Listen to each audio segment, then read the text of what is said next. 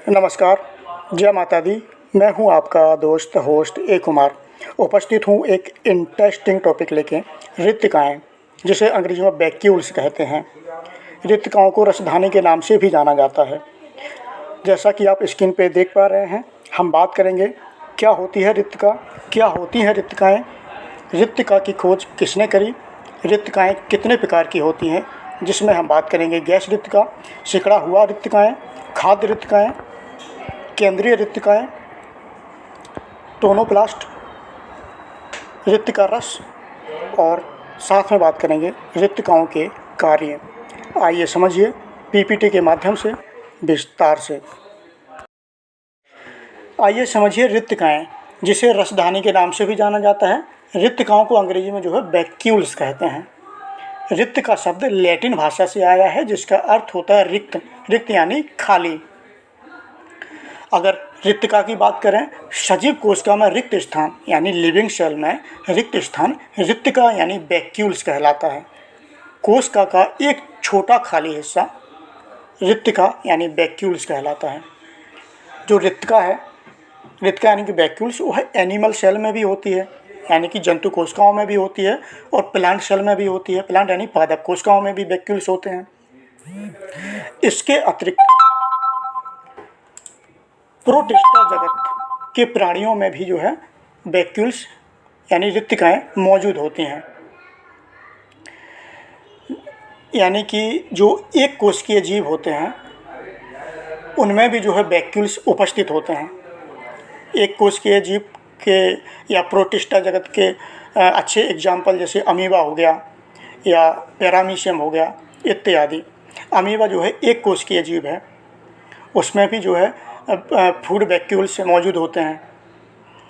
और अगर पैरामीशियम की बात करें तो पैरामीशियम में सिकुड़े हुए वैक्यूल्स मौजूद होते हैं, फूड वैक्यूल्स भी होते हैं। अपन यहाँ पे बात कर रहे हैं वैक्यूल्स की। वैक्यूल्स यानी रिक्तिका, कोशिका का खाली हिस्सा वैक्यूल्स कहलाता है। जैसा कि अभी मैंने बताया कि एनिमल सेल यानी जंतु कोशिका और प्लांट यानी पादप कोशिकाओं, इसके अतिरिक्त प्रोटिस्टा जगत के प्राणियों में भी वैक्यूल्स उपस्थित रहते हैं।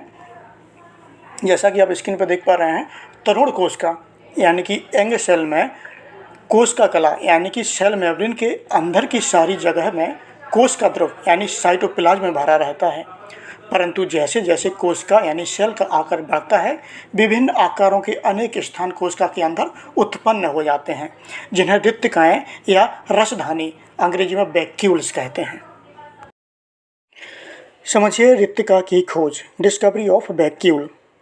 रिक्तिका यानी वैक्यूल की खोज सर्वप्रथम वैज्ञानिक लाज़ारो स्पाल्लांजानी द्वारा सन 1776 ईस्वी में प्रोटोजोआ में देखा गया था। अब यहाँ पे एक शब्द आया है प्रोटोजोआ। क्या होता है प्रोटोजोआ? प्रोटोजोआ एक कोशिकीय जीव है। एक कोशिकीय जीव यानी कि यूनिसेलुलर ऑर्गेनिज्म है। इनकी कोशिका यूकेरियोटिक प्रकार की होती है। कुछ प्रोटोजोआ जंतुओं एवं मनुष्य में रोग उत्पन्न करते हैं, उन्हें रोग कारक प्रोटोजोआ कहते हैं। देखो भैया, जो प्रोटोजोआ संघ के प्राणी हैं, वह नम वातावरण में रहते हैं, जैसे तालाब, दलदल, मिट्टी। यहाँ तक कि यह खुद से जीवित रह सकते हैं। कभी कभी तो एक परजीवी के रूप में ये बड़े पौधों या जानवर के अंदर भी रहते हैं। प्रोटोजोआ संघ के प्राणियों के अच्छे एग्जाम्पल जैसे अमीबा हो गया, पैरामीशियम हो गया इत्यादि हैं। सर्वप्रथम लाज़ारो नामक वैज्ञानिक ने सन 1776 ईस्वी में वैक्यूल्स को प्रोटोजोआ में देखा था। उस समय उन्होंने यानी कि लाज़ारो नामक वैज्ञानिक ने प्रोटोजोआ के अंदर जो रिक्त स्थान पाया था, उसे तारे नाम यानी कि स्टार नाम से संबोधित किया था। तत्पश्चात फेलिक्स डुजार्डी नामक वैज्ञानिक ने सन 1841 ईस्वी में इन तारों को रिक्तिकाएँ यानी वैक्यूल्स नाम दिया। इसके बाद मैथायस जैकब स्लेडेन नामक वैज्ञानिक ने सन 1842 ईस्वी में पादप कोशिकाओं यानी प्लांट सेल में रिक्त स्थान को रिक्तिका शब्द का उपयोग किया। इसके बाद सन 1885 ईस्वी में वैज्ञानिक हगो डी ब्रिस ने रिक्तिका झिल्ली यानी कि वैक्यूलर मेम्ब्रेन को टोनोप्लास्ट नाम दिया। बात करते हैं रिक्तिका के प्रकार, टाइप ऑफ वैक्यूल। नंबर 1 पे है गैस रिक्तिका, नंबर 2 पे है सिकुड़ा हुआ रिक्तिकाएँ, नंबर 3 पे है खाद्य रिक्तिकाएँ जिन्हें अंग्रेजी में फूड वैक्यूल्स कहते हैं, नंबर 4 पे है केंद्रीय रिक्तिका जिसे सेंट्रल वैक्यूल कहते हैं। आइए समझिए विस्तार से। बात करते हैं गैस रिक्तिका की जिसे गैस वैक्यूल्स कहते हैं। गैस रिक्तिका को गैस वेसिकल्स के रूप में भी जाना जाता है, जो नैनो कंपार्टमेंट है जो गैस के लिए स्वतंत्र रूप से पारगम्य है और मुख्य रूप से जो है गैस रिक्तिका साइनोबैक्टीरिया में पाए जाते हैं। नंबर 2 पे है सिकुड़ा हुआ रिक्तिकाएँ जिसे अंग्रेजी में कॉन्ट्रैक्टाइल वैक्यूल्स कहते हैं। एक सिकुड़ा हुआ रिक्तिका ऑस्मो रेगुलेशन में शामिल एक उप सेलुलर संरचना है, यानी कि सब सेलुलर स्ट्रक्चर है जो कई मुक्त जीवित प्रोटिस्ट यानी फ्री लिविंग प्रोटिस्ट में मौजूद होता है। यह मुख्य रूप से अमीबा और एक कोशिकीय शैवाल यानी कि यूनिसेलुलर एल्गाई में पाया जाता है। इसे पहले स्पंदनशील या स्पंदनशील रिक्तिका के रूप में जाना जाता था। यहाँ पर एक शब्द आया है स्पंदनशील। स्पंदनशील का शाब्दिक अर्थ होता है स्पंदन होना यानी कि कंपनशील होना। कंपनशील को अंग्रेजी में बोलते हैं वाइब्रेट। आगे बात करते हैं अब अपन सिकुड़ा हुआ रिक्तिका। सिकुड़ा हुआ रिक्तिका परिसर का हिस्सा होता है। जब सिकुड़ा हुआ रिक्तिका धीरे धीरे पानी अंदर लेता है तो सिकुड़ा हुआ रिक्तिका बड़ा हो जाता है, इसे डायस्टॉल कहा जाता है। और केंद्रीय रिक्तिका, केंद्रीय यानी कि सेंट्रल वैक्यूल्स सिकुड़ जाती है जिसे सिस्टॉल कहते हैं। अब बात करते हैं नंबर 3 पे खाद्य रिक्तिका जिसे फूड वैक्यूल्स कहते हैं। खाद्य रिक्तिकाओं को पाचन रिक्तिका यानी डाइजेस्टिव वैक्यूल्स भी कहते हैं। यह रिक्तिका सिलियट्स में पाए जाने वाला अंग है। सिलियट्स यानी कि एक प्रोटोजोआ संघ के यह प्राणी होते हैं, प्रोटोजोआ संघ के जीव हैं। इसके अतिरिक्त खाद्य रिक्तिकाएँ प्लाज्मोडियम फाल्सिफेरम में मौजूद होती हैं। प्लाज्मोडियम फाल्सिफेरम एक प्रोटोजोआ परजीवी है। वो आसान शब्दों में समझो, जो फूड वैक्यूल्स हैं वह अमीबा में भी मौजूद होता है और पैरामीशियम में भी होता है, यानी कि जो प्रोटिस्टा जगत के जो प्राणी हैं, सिलियट्स जगत के जो प्राणी हैं उनमें फूड वैक्यूल्स मौजूद होते हैं, जैसे अमीबा हो गया, पैरामीशियम हो गया इत्यादि।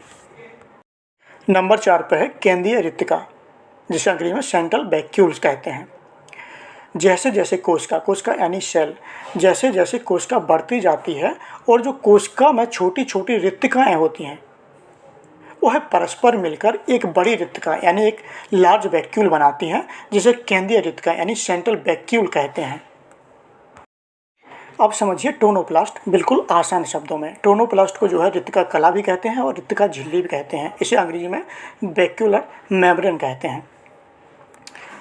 देखो, रिक्तिका यानी वैक्यूल के चारों ओर एक पतली झिल्ली यानी थिन मेम्ब्रेन पाई जाती है जिसे टोनोप्लास्ट या रिक्तिका कला अंग्रेजी में जो है वैक्यूल मेम्ब्रेन कहते हैं। बात करते हैं रिक्तिका रस की जिसे अंग्रेजी में वैक्यूलर शेप कहते हैं। रिक्तिका कला को जो है टोनोप्लास्ट भी कहते हैं और रिक्तिका झिल्ली कहते हैं। इसे अंग्रेजी में वैक्यूलर मेम्ब्रेन कहते हैं।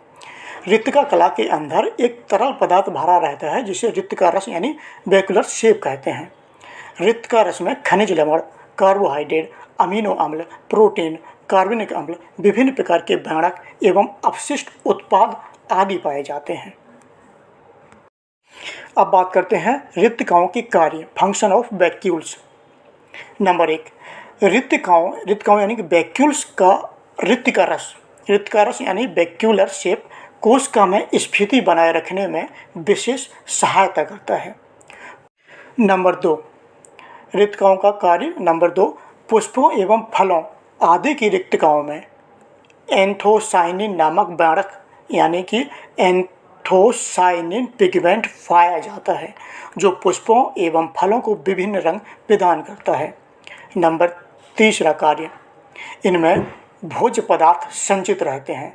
इस तरह रिक्तिकाएँ भंडारगृह की तरह भी कार्य करती हैं। आशा करता हूँ कि वैक्यूल्स यानी रिक्तिकाओं को आप लोग समझ चुके हैं, समझ गए होंगे। मिलता हूँ किसी अन्य टॉपिक में एक अच्छी जानकारी के साथ। तब तक के लिए जय माता दी।